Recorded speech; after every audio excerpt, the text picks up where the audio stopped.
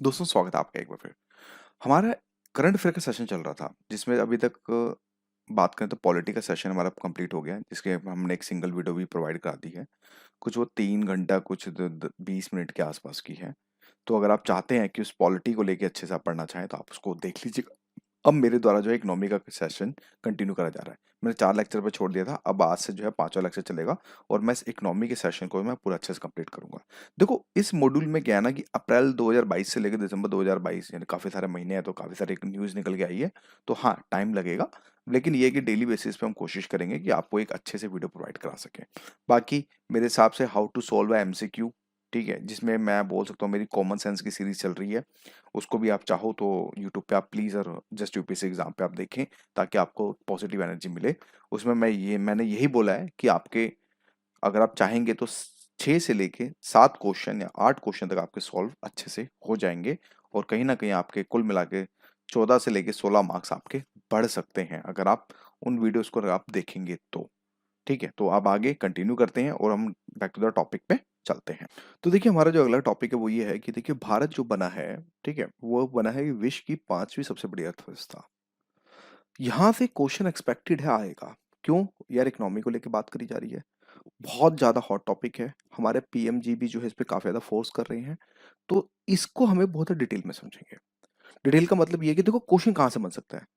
एक तो numbers they देगा, या फिर फ्यूचर में मान लो अगले मान लो 15 साल के नंबर्स देके आपको वेरिएशन दे देगा कि भारत नंबर 1 की अर्थव्यवस्था बन सकता है, या भारत नंबर 2 की अर्थव्यवस्था फ्यूचर में बन सकता है, कुछ ऐसे स्टेटमेंट दे देगा।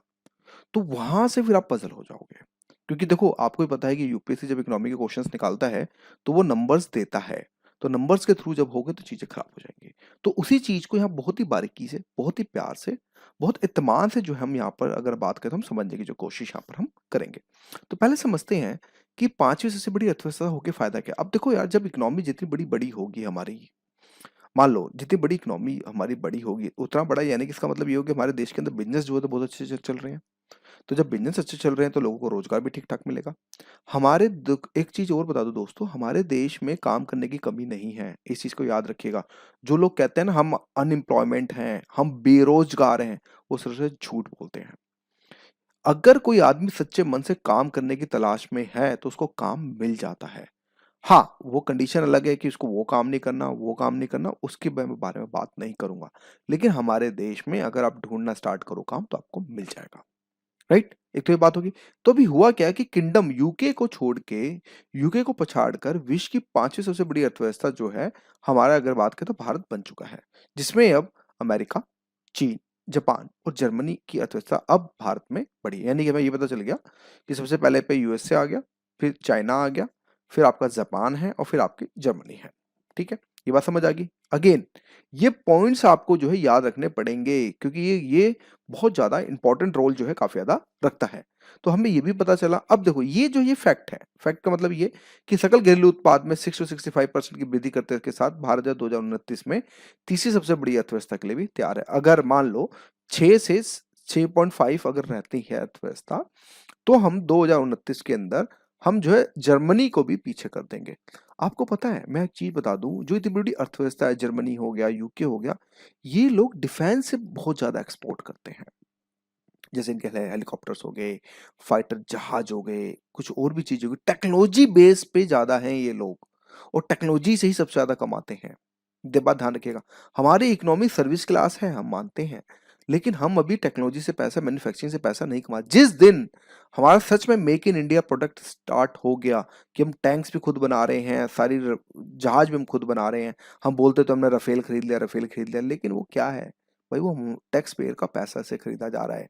तो उसी कंडीशन में जब जिस दिन हम अपनी जो हमारी डिफेंस टेक्नोलॉजी को जिस दिन हम पूर्ण रूप से आत्मनिर्भर हो गए, तो उस दिन देख लेना भारत जो है तहलका मचा देगा। ठीक है, तो पहले अब समझते हैं नंबर्स को लेकर, क्योंकि यहां से क्वेश्चन बन सकते हैं। इस चीज को याद रखना, जो सोर्स उठाया मैंने वर्ल्ड इकोनॉमिक लीगल टेबल से उठाया। ठीक है, तो ये चीज आपने जरूर याद रखनी है कि देखो 2021, 2022, 2026 आपको बेसिकली ये डेटे पे ज्यादा फोकस करना है।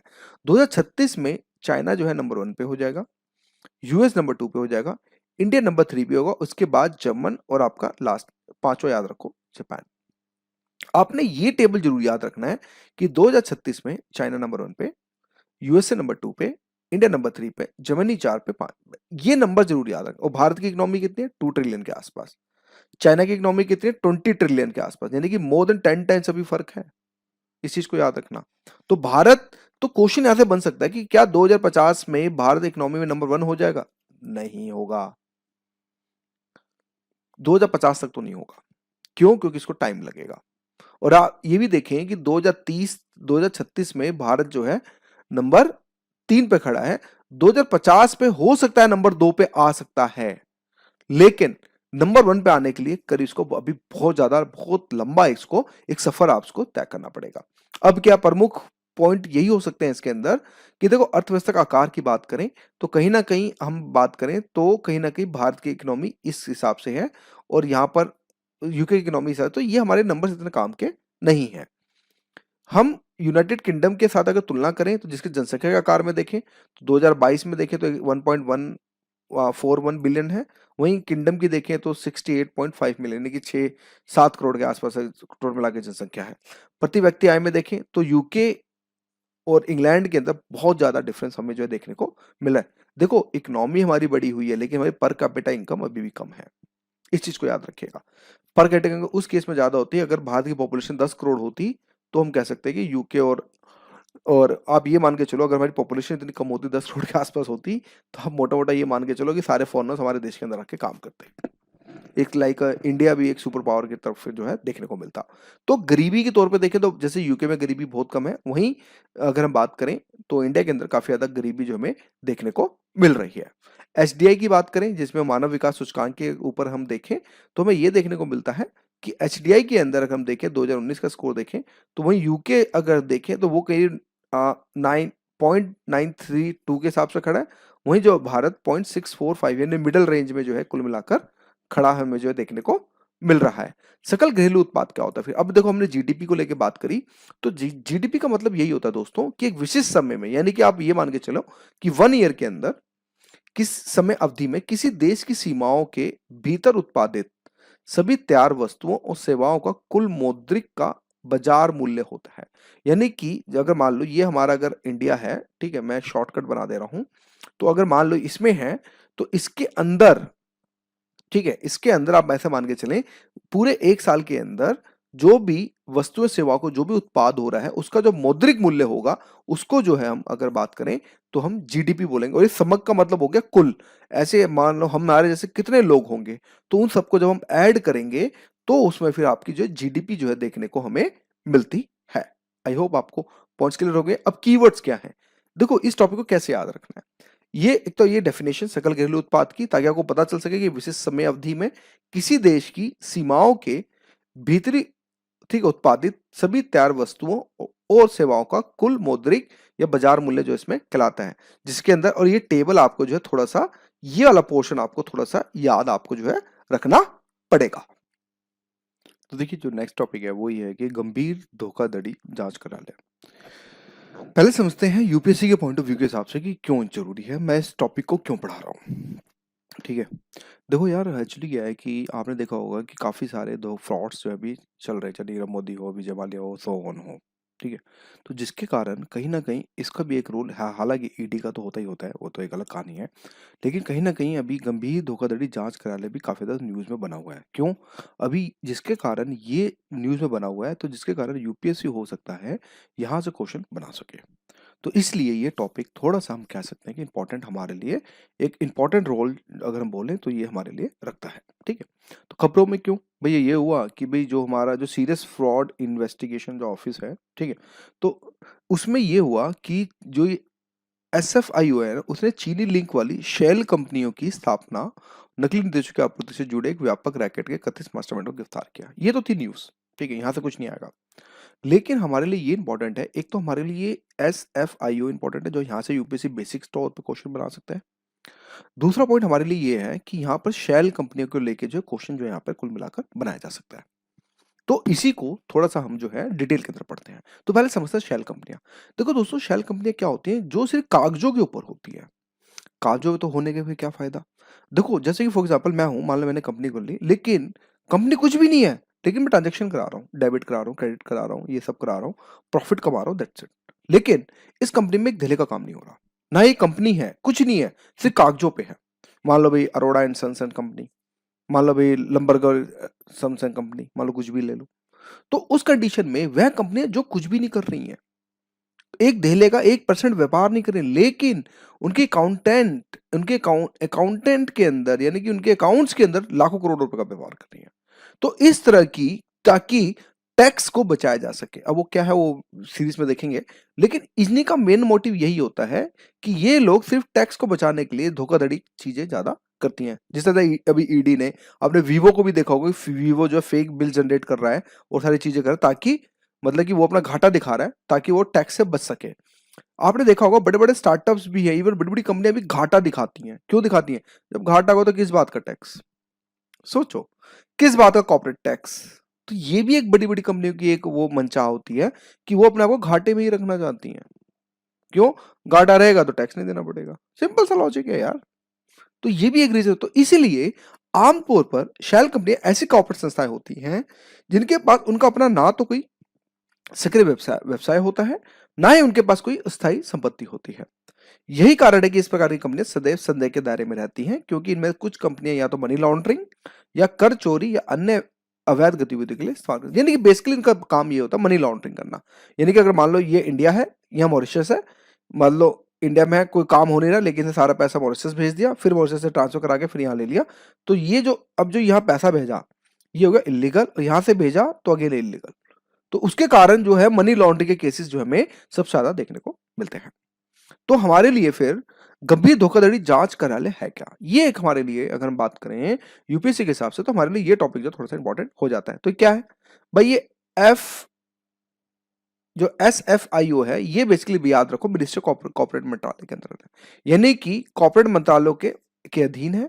जो एक तरह से अगर बात करें तो मल्टी डिसिप्लिनरी एक्शन है, यानी कि बहु अनुशासनात्मक संगठन है, जिसके अंदर वित्तीय क्षेत्र, पूंजी बाजार, लेखा, फोरेंसिक ऑडिट, कराधान, कानूनी, सूचना प्रौद्योगिकी, कंपनी कानून, कस्टमर जांच से संबंधित विशेषज्ञ जो है इसके अंदर शामिल। तो इसमें मतलब एक ऑर्गेनाइजेशन काम नहीं करती है, ये मल्टीपल ऑर्गेनाइजेशन के साथ मिलकर एक तरह से अगर हम बात करें तो ये काम करती है। जब भी इसका नाम जो है बहु अनुशासनात्मक संगठन यानी कि मल्टी डिसिप्लिनरी ऑर्गेनाइजेशन के नाम से जो इसको जाना जाता है, जिसके अंदर वित्त, पूंजी बाजार, लेखा, फोरेंसिक ऑडिट, कराधान, कानून, सूचना प्रौद्योगिकी, कंपनी कानून सिस्टम जांच से अधिक जो इसमें विशेष है। इसका जो हेड ऑफिस ध्यान रखिएगा, इसका हेड ऑफिस न्यू दिल्ली हो सकता है।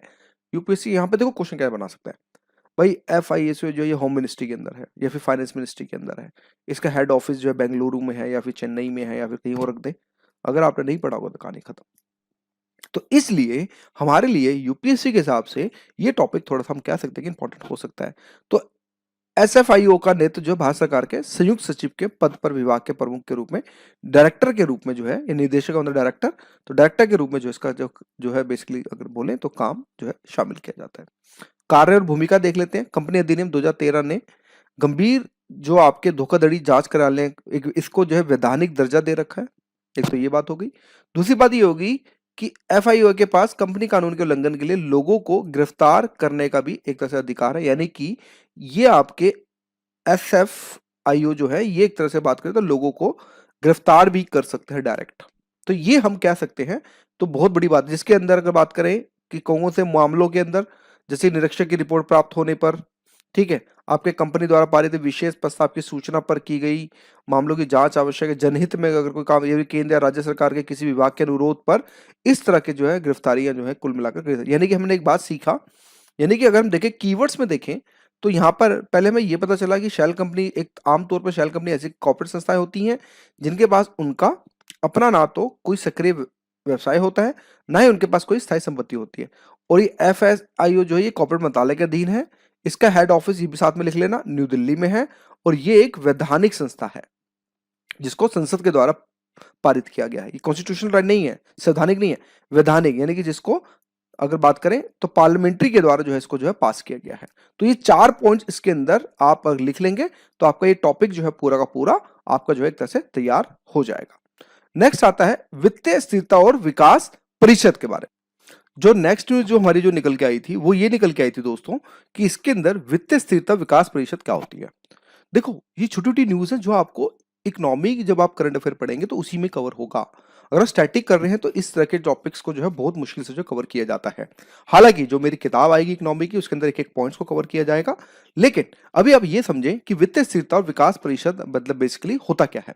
अभी ये क्या है, ये यूपीएससी के लिए क्यों इंपॉर्टेंट है, पहले हम ये समझते हैं why it's so much important for the UPSC exam. क्योंकि कहीं ना कहीं अगर बात करें, आपका एफएसडीसी काफी ज्यादा न्यूज में बना रहा है। क्यों बना रहा है? क्योंकि अभी हाल ही में केंद्रीय वित्त और कॉर्पोरेट मंत्रालय के मंत्री ने वित्तीय स्थिरता की एक 26वीं बैठक करी। अब क्या था उस बैठक में, हमें इससे कोई मतलब नहीं है। ना ही यूपीएससी इस तरह के बैठक से क्वेश्चन जो कभी निकालता है। होता क्या है कि आप डिटेल इतनी सारी पढ़ लेते हैं, आता कुछ भी नहीं है। हमें सिर्फ ये समझना है कि हमारे लिए ये इंपॉर्टेंट, ठीक है इसकी बैठक हुई तो ये है क्या, हमें ये चीज ज्यादा समझनी है। इसका काम क्या है, ये वित्तीय स्थिरता विकास परिषद समझ आ गया होगा भाई, विकास से रिलेटेड है, कुछ वित्तीय स्थिरता दिखा रहा है, तो ये सब चीजें हमें जो देखने को मिल रही है, तो जिसको हम financial stability and development council के नाम से जानते हैं, यानी फाइनेंशियल स्टेबिलिटी डेवलपमेंट काउंसिलिंग, जिसको हम एफएसडीसी के नाम से जो है कुल मिलाकर इसको जाना जाता है। तो अब क्या है इसमें, देखो हम इसको समझते हैं कि वित्तीय स्थिरता और विकास की अगर इसकी संरचना को समझे तो इसके जो अध्यक्ष होते हैं वो केंद्रीय वित्त जो मंत्री वित्तीय स्थिरता और विकास परिषद के प्रमुख होते हैं। यानी कि हमें यह पता चल गया जो वित्त मंत्री होगा, ठीक है, जो हमारे फाइनेंस मिनिस्ट्री होंगे अभी जो सीतारमण है, तो उसी के जैसे इसका अगर बात करें तो ये कहीं ना कहीं इसकी प्रमुख होंगी। इसके साथ साथ इनमें पति और भी काफी लोग इसमें सम्मिलित होते हैं, जिसमें भारतीय आरबीआई के गवर्नर, आरबीआई भी इसमें शामिल होता है, इडा भी शामिल होता है, सेबी भी इसमें आते हैं आपका, ठीक है, पेंशन नीति नियामक एवं विकास प्राधिकरण भी आता है। अध्यक्ष में भारतीय दिवाला और दिवालियापन बोर्ड के अध्यक्ष जो इसमें होते हैं, अध्यक्ष होते हैं। ये सब लोग अगर बात करें तो इसके अंदर जो है कुल मिलाकर जो शामिल होते हैं।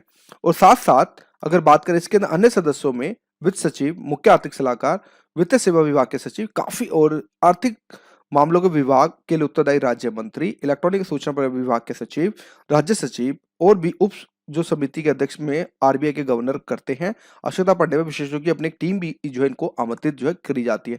तो हमारे लिए यही इंपॉर्टेंट था। देखो तो जब भी कोई स्टेबिलिटी के लेके बात हो, फाइनेंशियल स्टेबिलिटी के लेके बात हो, डेवलपमेंट को लेके बात हो, तो इस तरह के विकास परिषद को जो है कुल मिलाकर गठित होता है, जिसकी मैंने आपको संरचना बता दी। ये इंपॉर्टेंट है दोस्तों, क्योंकि यहां से हो सकता है कि आपको क्वेश्चन जो है बन सकता है, तो इसलिए आप इसको हल्के में बिल्कुल भी मत लीजिएगा। और लेकिन कीवर्ड्स क्या क्या हो सकते हैं इसमें, कीवर्ड्स की बात करें तो वही अध्यक्ष जो होता है केंद्रीय वित्त मंत्री होगा, और साथ में अगर बात करें तो भारतीय रिजर्व बैंक, बीमा नियामक और विकास प्राधिकरण, विकास प्रतिभूति और विनिमय बोर्ड, पेंशन निधि नियामक और विकास प्राधिकरण, अध्यक्ष और भारतीय दिवाला दिवालियापन बोर्ड, इसके जो है सदस्य इसमें जो है कुल मिलाकर हो सकते हैं। तो इसको आप वन पेज के अंदर आप ऐसे एक छोटी सी न्यूज बनाकर आप इसको जो है कर सकते हैं।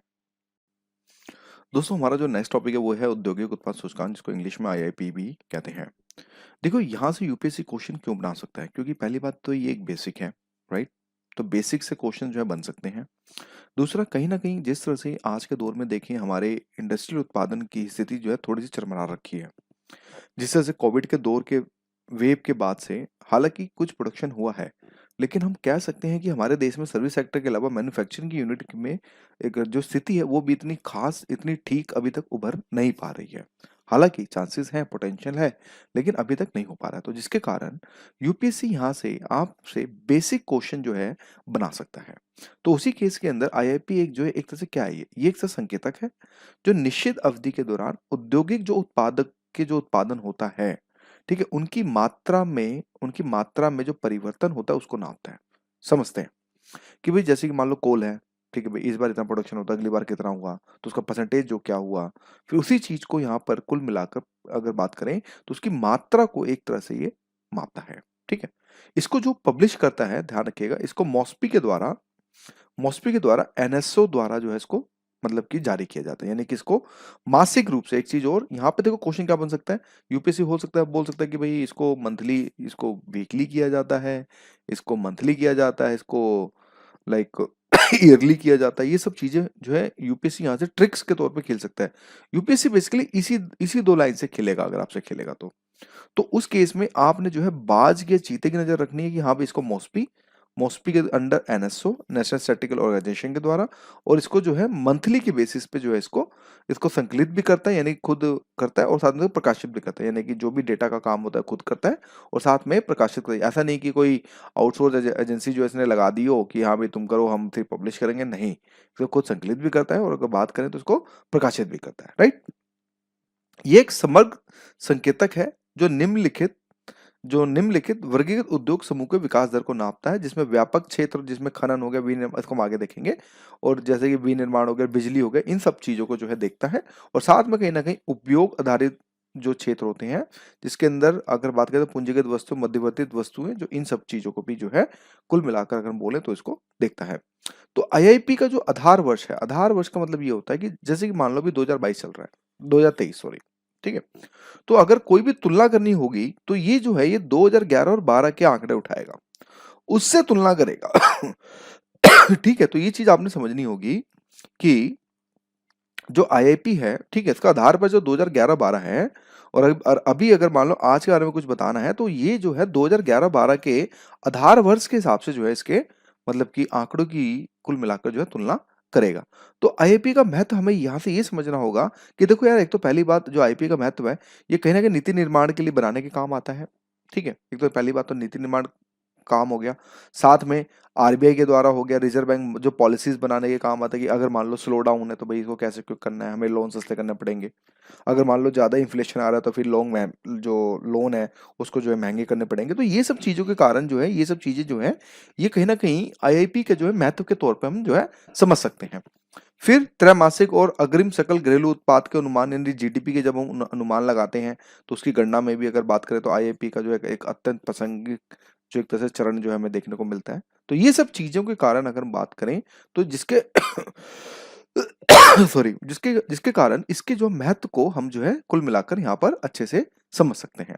यानी कि हमें ये बात समझ आ गई कि भाई एक तो नीति निर्माण में काम आता है, दूसरा हमें जीडीपी के अंदर काम आता है, आरबीआई के आंकड़े या फिर सरकारी एजेंसी के जो आंकड़े होते हैं उनके हिसाब से अगर हम बात करें तो हमें जो है उसके काम आने की जो है हमें देखने को मिलता है। ये जो आईआईपी होता है ये कुल मिला के 8 कोर इंडस्ट्री को देखता है। तो यहां से ध्यान रखिएगा, यहां से सबसे ज्यादा क्वेश्चन बनेगा। और इतिहास भी गवाह है कि यूपीएससी ने बार बार इस 8 कोर सेक्टर को घुमा फिरा के तोड़ मरोड़ के जो पूछा है। तो ये एक बहुत ज्यादा ही जो है इंपॉर्टेंट टॉपिक आपको जो देखने को मिलेगा कि देखो 8 प्रमुख क्षेत्रों के बारे में जो आईआईपी है, इंडस्ट्रियल जो हमारे प्रोडक्शन इंडेक्स है, इसमें अगर बात करें तो शामिल मदों का जो 8 जो कोर सेक्टर हैं उसमें ये मान के चलो करीब 40% जो है इसको जो है शामिल किया जाता है। यानी कि आप ऐसा मान के चलें कि करीब जो 40% जो है इसको शामिल किया जाता है। और 8 प्रमुख क्षेत्रों के उद्योग, उनके भार के घटते क्रम, अगर इनके भार को अगर हम घटाने की कोशिश करें तो हमें ये पता चलता है कि सबसे पहले रिफाइनरी उत्पाद, फिर बिजली, फिर स्टील, कोयला, कच्चा तेल, प्राकृतिक गैस, सीमेंट और लास्ट में उर्वरक। तो उर्वरक का सबसे कम इसका भार होता है, और बिजली अगर हम रिफाइनरी उत्पाद का देखें तो इसका सबसे ज्यादा होता है। उसके बाद बिजली है, इसके क्रम को मैं आपसे रिक्वेस्ट ये करूंगा दोस्तों कि आप प्लीज इसके क्रम को जो है याद रखने की जरूर कोशिश कीजिएगा, क्योंकि ये बहुत इंपॉर्टेंट रोल जो है अगर बात करें तो रखता है। तो इसलिए इसके 8 कोर, जिसमें आपका रिफाइनरी उत्पाद हो गया, बिजली हो गया, ठीक है, स्टील हो गया, कोयला हो गया, कच्चा तेल हो गया, प्राकृतिक गैस हो गया, सीमेंट हो गया और लास्ट में उर्वरक हो गया। तो इसको आप प्लीज जो है करने की जो है कोशिश कुल मिलाकर जो है कीजिएगा। फिर इसके बाद अगर बात करें नया टॉपिक हमें ये देखने को मिलता है कि एक आपने एक फ्रेंड शोरिंग के नाम से एक वर्ड आपने सुना, अभी टर्मिनोलॉजी है, न्यू वर्ड आ गया, इकोनॉमी को लेके है।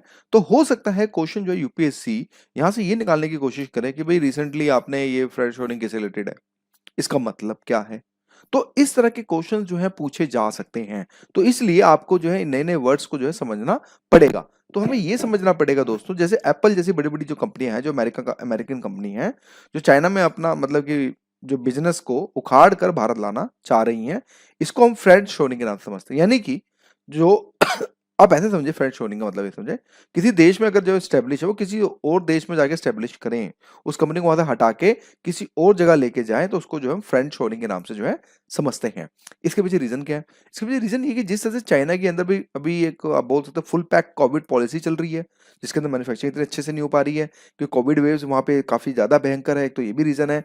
दूसरा, अमेरिकन कंपनी है तो कहीं ना कहीं वो भी चाहते हैं कि चाइना का जो है सिंबल है वो उसको खत्म किया जा सके और इंडिया में मैन्युफैक्चरिंग करी जाए, क्योंकि एक तरह से आपको भी पता होगा कि इंडिया जो प्रोडक्ट्स होते हैं, मेड इन इंडिया प्रोडक्ट थोड़े हैवी होते हैं। और अगर हम चाइना की पॉलिसी, अगर चाइना की बात करें तो आप सबको क्वालिटी उसके बारे में पता है। तो दुनिया भर के जो इकोनॉमिक्स से लेकर बड़े उद्योगपति तक मंदी का डर जो है बता रहे हैं, और कोविड के खत्म होते होते ही रूस यूक्रेन जंग भी शुरू हो गई है, और दोनों ही देशों से कई उत्पादों की सप्लाई भी जो एक तरह से प्रभावित हो, यानी कि एप्पल को फोन बनाने के लिए जो सप्लाई चेन होती है कहीं ना कहीं बाधित हो रही है, जिसके कारण वो चाहता है कि वो इंडिया के अंदर आ सके। इधर चीन एक बार फिर कोविड के खतरे में भी घुस चुका है, और ऐसे में बहुत बड़ा खतरे में है। टूटी हुई सप्लाई चेन को वापस ठीक कराने में फ्रेंच श्रेणी की जो बात करी जा रही है कि भाई टूटी हुई जो जो अगर बात करें मतलब सप्लाई चेन है, उस पे वो एप्पल काम ना करते, वो बोलता है हटाओ यार, ये फैक्ट्री हम कहीं और लेके जाते हैं ताकि हमें जो है ज्यादा फायदा जो है हो सके। ठीक है, तो चलिए फिर नेक्स्ट टॉपिक की तरफ पढ़ते हैं।